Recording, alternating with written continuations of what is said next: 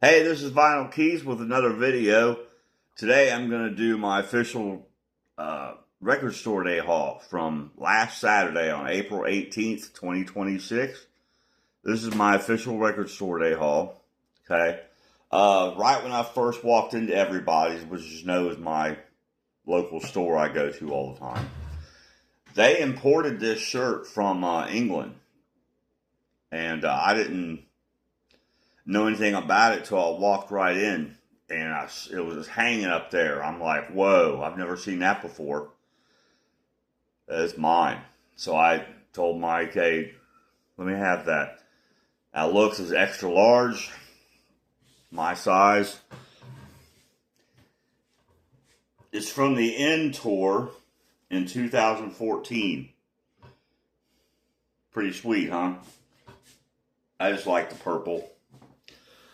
Nothing on the back. But I just thought I need to show you that. Really cool stuff. Okay, let's get to the haul. First, we have Charlie Patton. Now, he's just an old blues guy, and this is real primitive blues, okay? It's just a man, his guitar, crying about love or whatever, singing the blues. Fantastic stuff. There's Charlie right there. You know, these songs date back to the, 20s and 30s.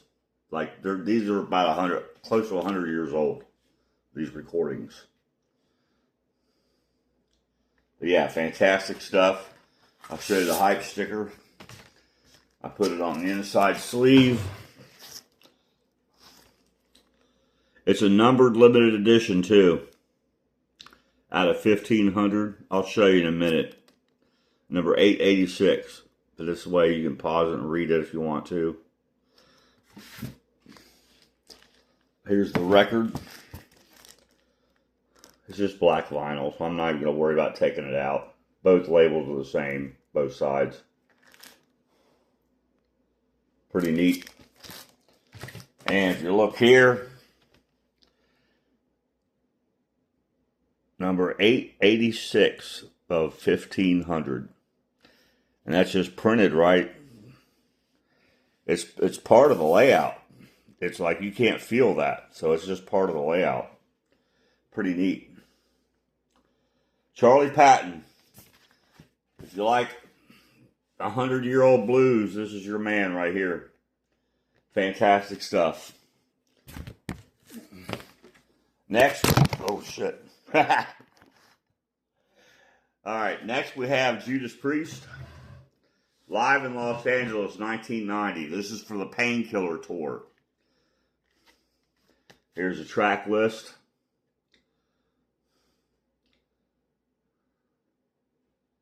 This is a pretty good album. I like the way it's recorded. Sounds pretty good.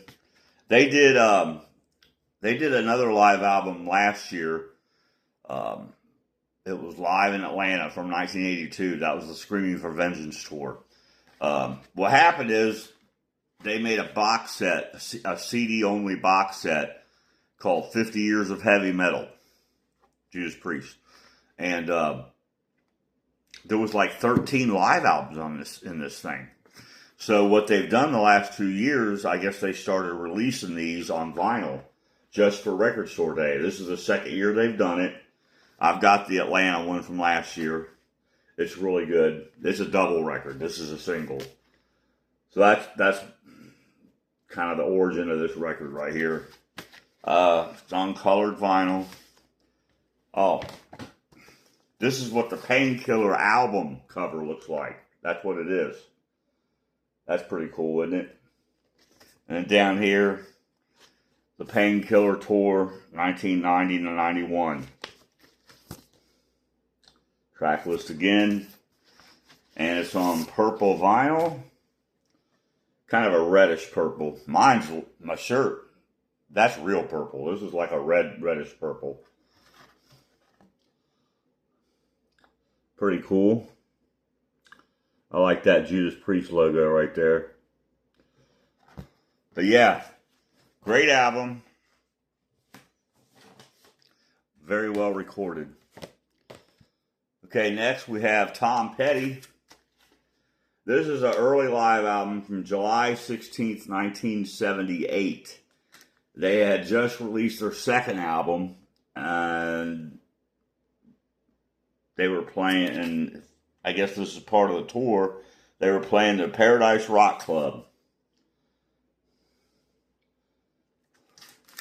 This is made to look like a bootleg, and it came with a fake backstage pass. Pretty neat. And this is also on colored vinyl. Prepare to have your mind blown.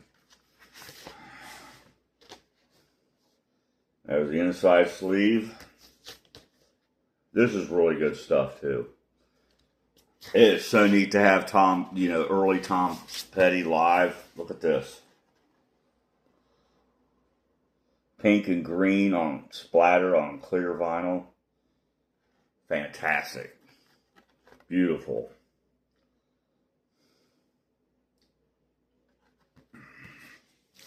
Heck yeah, man.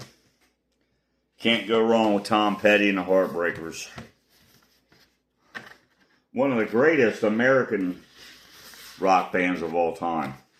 And they don't get enough recognition for that. It's got a little 50th anniversary thing there. All right. Next we have Motorhead. This is at the time in 1975, they started recording their first album. It was called On Parole. Okay. This has been remixed. Okay. Been totally remixed. This turns out not to be their debut album though, because it got shelved for 3 years or 4 years. It wasn't released till 1979, and they had already released a couple albums after that, before that. So, On Parole, Steven Wilson remix, and this is on colored vinyl. Here's the hype sticker, 50th anniversary edition, remixed by Steven Wilson. Pressed on black and white marbled vinyl. I'm going to show you that right now. Pretty cool, huh? Now this sounds, this don't sound. Steven Wilson could only do so much with these recordings because it wasn't originally recorded very well.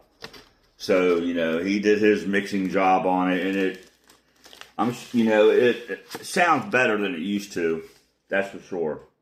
But it's still not like top quality for studio recording. He can only do so much, but man, this is good stuff. The songs are fantastic. Motorhead. Next, we have the Mighty Who. With this is their second album reissued. It was originally released in 1966, called A Quick One. Okay? It's got 2 LPs in it. The original album on side one, or on the first, that's the original album. And then the second disc is, got outtakes and all that kind of stuff. Just alternate songs, alternate versions of certain songs. Some singles that weren't on the album. Let's see, Batman, Bucket T, Disguises, Circles, I'm a Boy, the single version, Substitute, the UK single version. They've also got the Substitute US single version on here for that. Happy Jack acoustic version, and then a Happy Jack single version. So we got about 20 tracks or so altogether. And it's on colored vinyl. And I've got to show you both of these. Here's disc 1 on orange vinyl.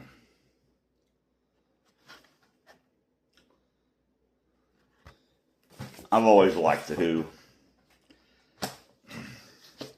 I'm like everybody else. I got into The Who with that, their magnum opus, Who's Next? You thought I was going to say Tommy, didn't you? I like Who's Next. Anyway, disc 2 on green vinyl. Cool stuff. And that is The Who. A quick one. Alright, next we have the Michael Schenker Group. Live and Ready.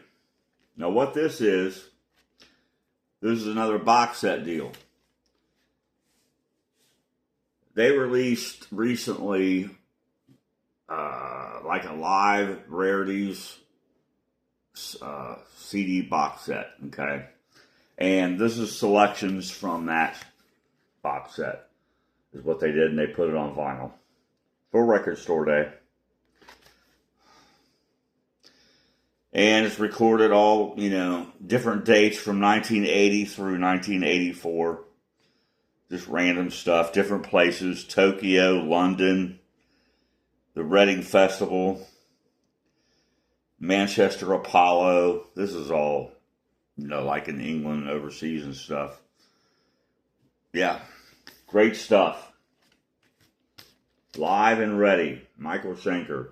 He was the, back in the 70s and in the 90s, he was the UFO's guitarist.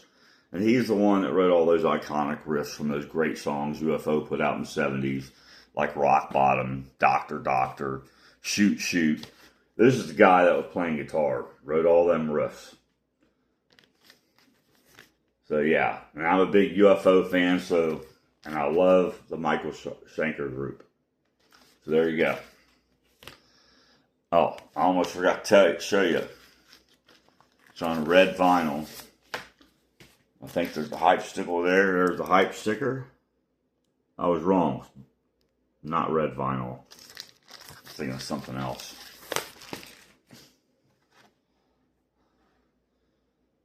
Blue with red in it. Splattered. Pretty sweet. I don't know where I was getting the red from.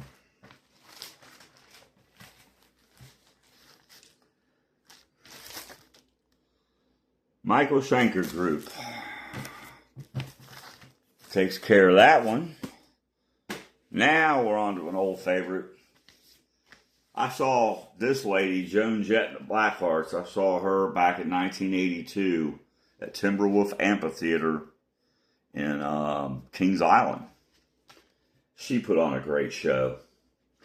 This is Live at the Ritz, 1981. Especially for Record Store Day. Also came from a box set. Same kind of deal. Took selections. Or took this concert and put it on vinyl. I think she released a couple of concerts in a CD box set. And they put this one on vinyl. And man, does it sound good. Holy smokes. Look at that. I didn't forget to pull the record out, even though it's black. But here's the hype sticker. Great stuff. Who doesn't love I Love Rock and Roll? I mean, come on. Bad Reputation. Victim of Circumstance. Man. Nag. Crimson and Clover. Great stuff. Do You Want to Touch? Yeah. Joan Jett and the Blackhearts, man.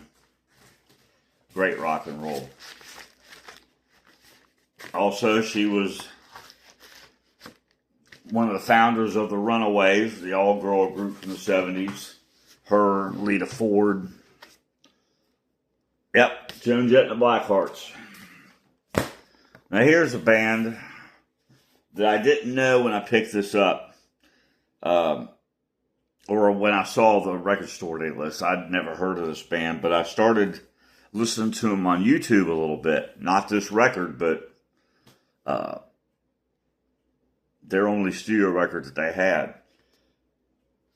This is the Gits. They're from Seattle, and they were around back in the early 90s during the big grunge movement, okay? But they weren't one of those big bands that made it big. This album is called Etc. What this is some live tracks. And there's a single version of a song on here. And the rest are live.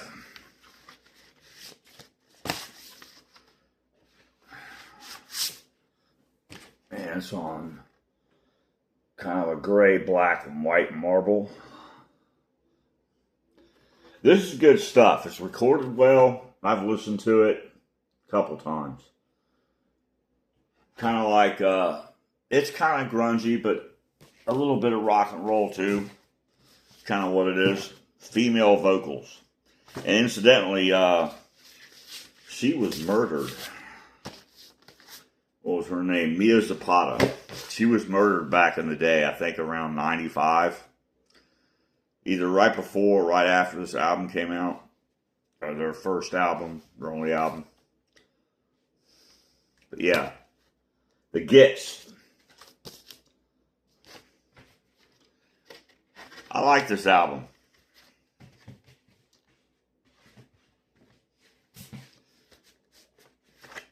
Got kind of a big one here. The Ramones. Summer in the City, live in San Francisco, 1979. I'm a pretty big Ramones fan. I've got quite a few of their albums. I think just their first 11 studio albums.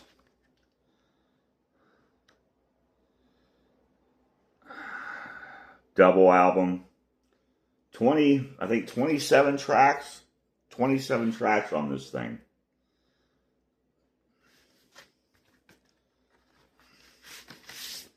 And it is on colored vinyl. Hot pink. Look at this. Isn't that cool? Kind of reminds me of the hot pink. Makes me think of Pinky Tuscadero from Happy Days. Better known as Suzi Quatro. Y'all remember her, right? The Ramones. Probably the greatest American punk band there ever was. I don't see how they wouldn't be. Alright, the Ramones. Next, we have the Blasters. Studio outtakes and movie music from 1979 to 1985. The Blasters are a band that I just discovered like 2 years ago, I guess. And I've got 3 of their first 4 albums. They're a band from the 1980s. They kind of incorporated a 50s element into their style of rock and roll. And you can tell by the picture, that's kind of what they do. They're dressed like that. Leather jackets or whatnot. All black shirts. Except for that guy, I guess.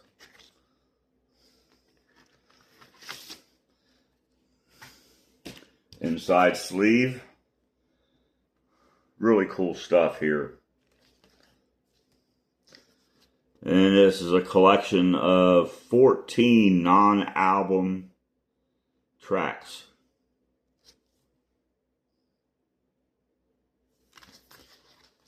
It's on a cobalt blue.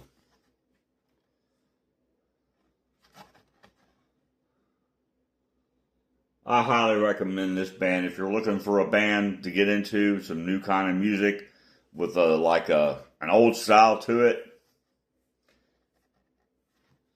I recommend the Blasters. Tight sounding band too. Alright, last but not least, you know who it is. Black Sabbath. Now this is an album that, while Tony was recording it, he was wanting to make it as a solo album because Black Sabbath had kind of like exploded or imploded. He got Glenn Hughes to sing on it. Eric Singer from formerly of Badlands and Kiss played on this. Really good album. Very, very underrated. Now, I've got this album. Look at this. Red and black splatter. Isn't that cool? Fucking sweet. Now, I've got an original of this, but the record's in pretty good shape. It plays all right.